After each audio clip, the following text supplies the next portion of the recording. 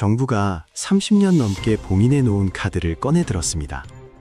석유 최고 가격 지정제, 즉 기름값에 정부가 직접 뚜껑을 덮는 조치인데요. 이 제도가 마지막으로 실질적으로 쓰인 게 1990년대 초반이었으니 사실상 한 세대가 지난 겁니다.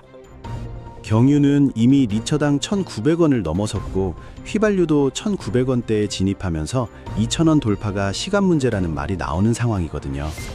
그런데 여기서 중요한 건 단순히 기름값이 비싸졌다는 게 아닙니다. 이 사태가 중동 리스크, 미국 관세, 국내 에너지 정책이라는 세 가지 화살이 동시에 날아오는 복합 위기라는 점이죠. 오늘 리치코드 경제학에서는 이 복합 위기의 구조를 해부하고 우리가 지금 어떻게 움직여야 하는지 이야기해 보겠습니다. 먼저 팩트부터 정리하겠습니다. 한국석유공사 오피넷 기준으로 국내 평균 휘발유 가격은 리터당 1,900원대를 돌파했는데 이는 2022년 여름 에너지 대란 이후 약 3년 만에 다시 나타난 최고 수준입니다. 경유 역시 1,900원 초반을 넘어서면서 휘발유와 거의 같은 가격대에 진입했고 일부 지역이나 고급 유종의 경우 이미 리터당 2,000원에 근접하거나 넘어선 주유소도 등장하고 있습니다. 이재명 대통령은 공식 석상에서 유가를 방치할 일은 아니다. 위기 상황을 이용한 폭리는 절대 용납할 수 없다고 발언했고 김정관 산업통상자원부 장관은 미국 방문 직후 귀국하면서 석유 최고가격제 준비는 거의 마쳤다. 상황을 보고 즉시 시행할 수 있는 상태라고 밝혔습니다. 석유 최고가격 지정제는 정부가 휘발유와 경유 등 석유 제품의 판매 최고가격을 직접 정하는 제도로 위반 시 징역이나 벌금까지 가능한 강력한 가격 규제 수단입니다. 이 제도가 실질적으로 작동한 마지막 시기가 1990년대 초반이니 30년 이상 봉인 상태였던 카드가 다시 테이블 위에 올라온 거죠.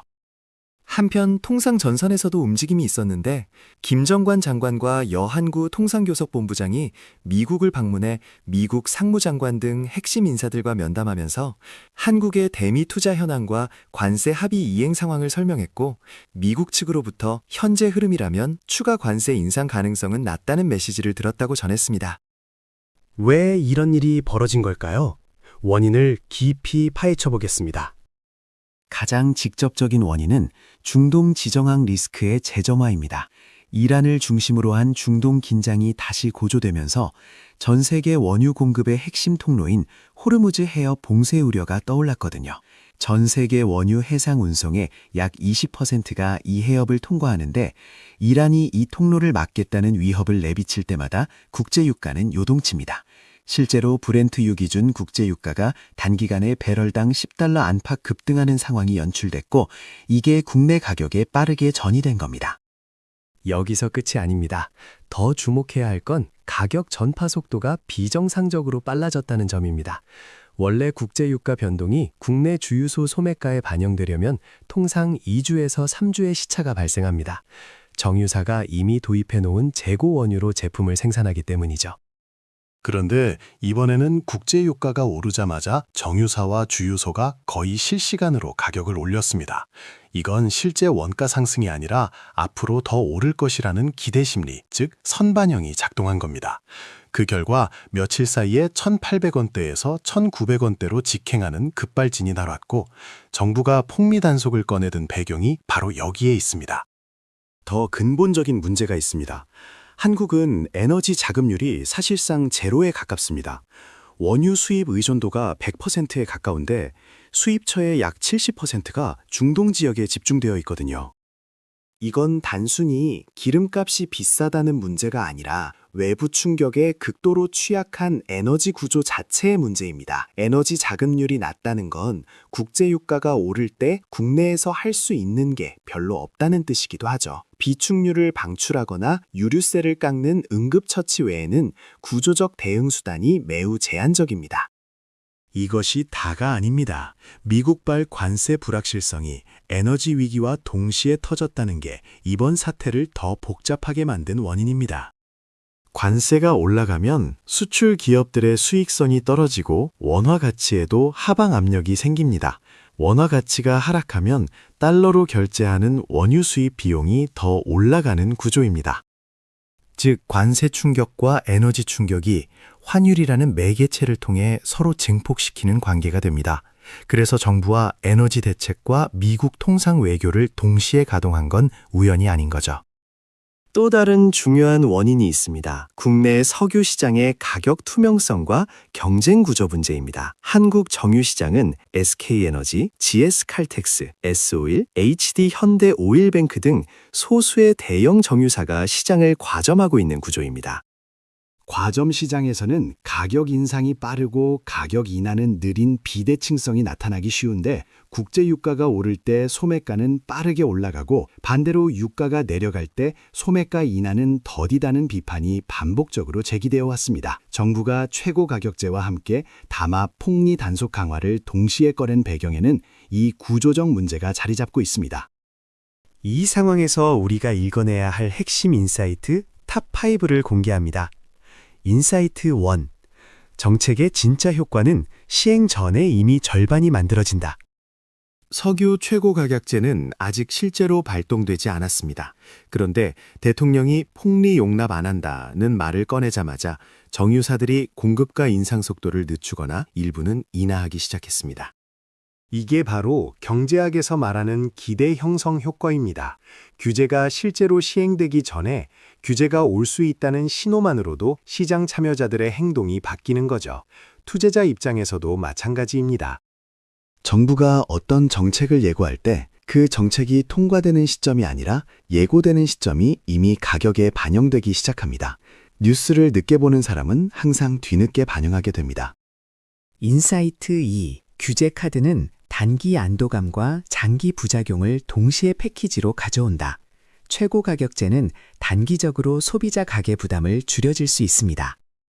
하지만 인위적으로 가격의 뚜껑을 덮으면 정유사나 주유소 입장에서는 수익성이 낮은 시기에 공급을 줄이려는 유인이 생길 수 있습니다.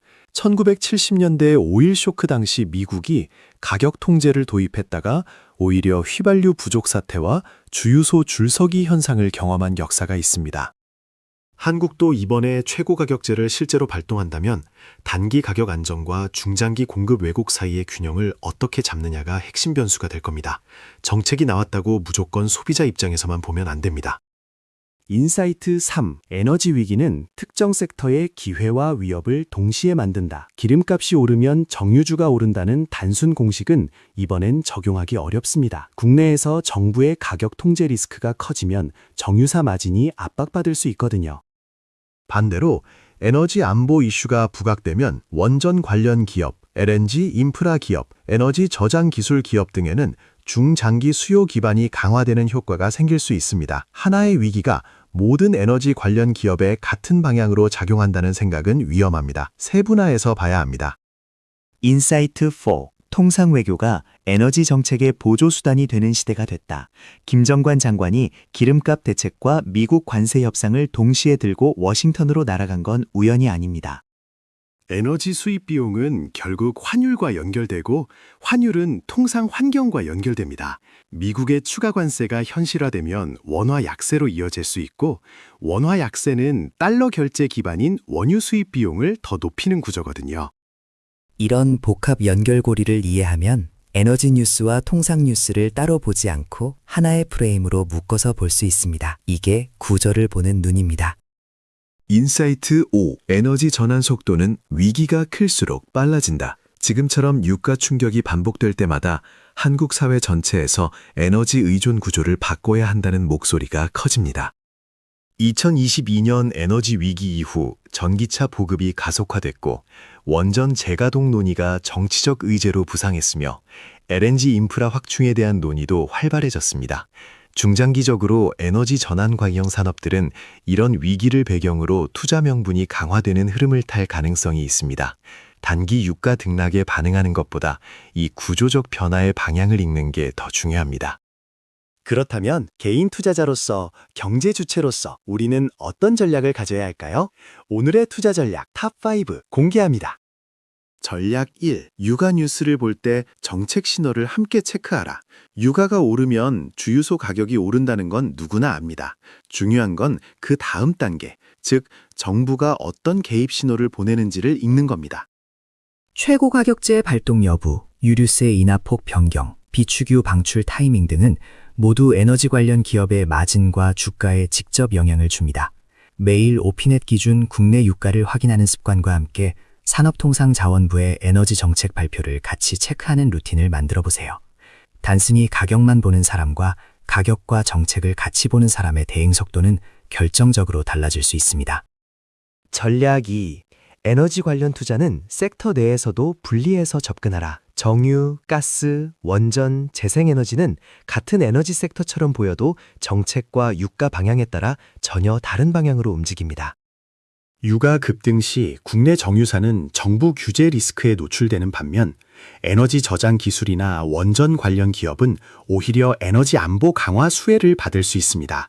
투자를 고려한다면 에너지주라는 큰 덩어리로 보지 말고 각 세부 섹터가 정책 환경 변화에 어떤 방향으로 반응하는지를 먼저 분석하는 습관을 들이세요. 이 분리 접근이 리스크를 크게 줄여줄 수 있습니다.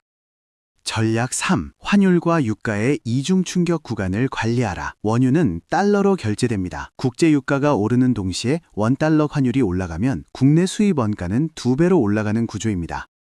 예를 들어 국제 유가가 10% 오를 때 환율도 5% 상승하면 국내 원유 도입 비용은 단순 합산이 아니라 복합적으로 늘어납니다. 지금처럼 미국 관세 불확실성이 환율 변동성을 키우고 있는 시기에는 에너지 비용뿐 아니라 환율 해지 전략도 함께 생각해야 합니다. 달러 자산 비중이나 외화 예금을 일부 보유하는 것도 이런 이중 충격에 대한 현실적인 대응이 될 수 있습니다.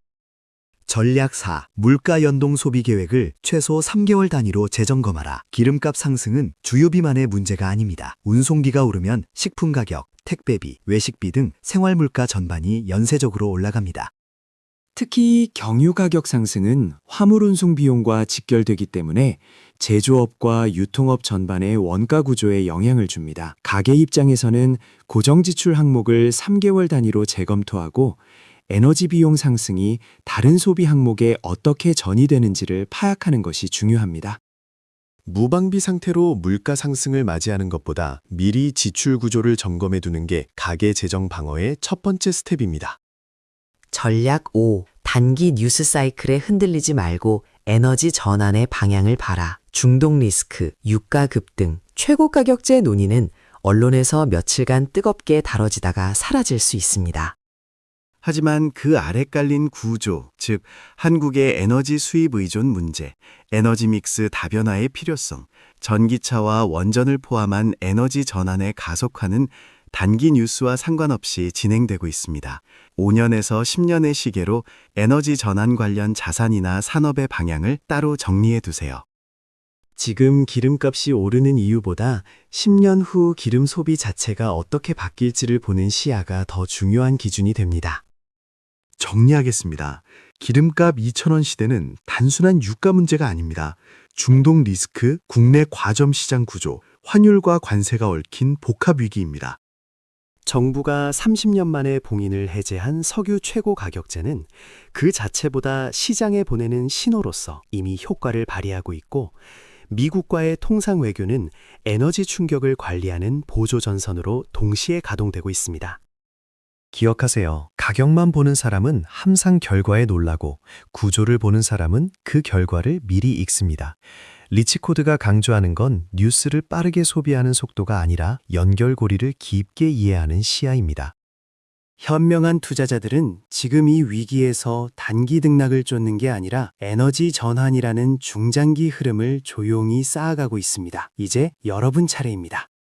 이 영상이 도움이 됐다면 좋아요와 구독으로 응원해주세요. 그리고 여러분이 생각하는 기름값 2,000원 시대 어떻게 대비하고 계신지 댓글로 알려주시면 더 깊은 이야기를 함께 나누겠습니다.